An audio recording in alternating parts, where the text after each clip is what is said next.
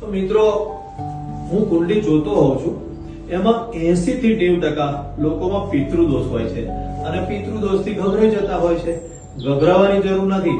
આપણે શ્રાદ્ધમાં પિતૃઓને રાજી કરવા ઘણું બધું કરીએ છીએ અને બધું બહુ બરાબર છે, પણ એક રામબાણ ઈલાજ આપને હું જણાવું છું, જેનાથી પિતૃઓ રાજી થાય છે અને પિતૃદોષમાં રાહત પણ થાય છે.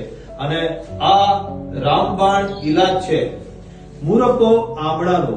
હા, આમળાનો મુરબ્બો અને મુનક્કા ખાસ ડોનેટ કરો.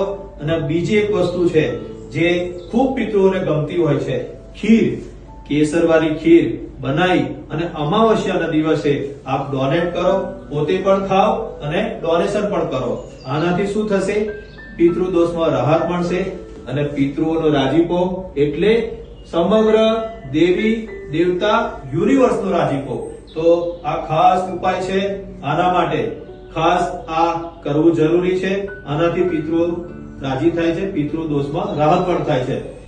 આ ઉપાયો એકદમ સસ્તા, ઓછા ખર્ચમાં પતવાવાળા ઉપાયો છે. ખાસ કોમેન્ટ, ફોલો અને લાઈક તો જરૂર કરજો જ.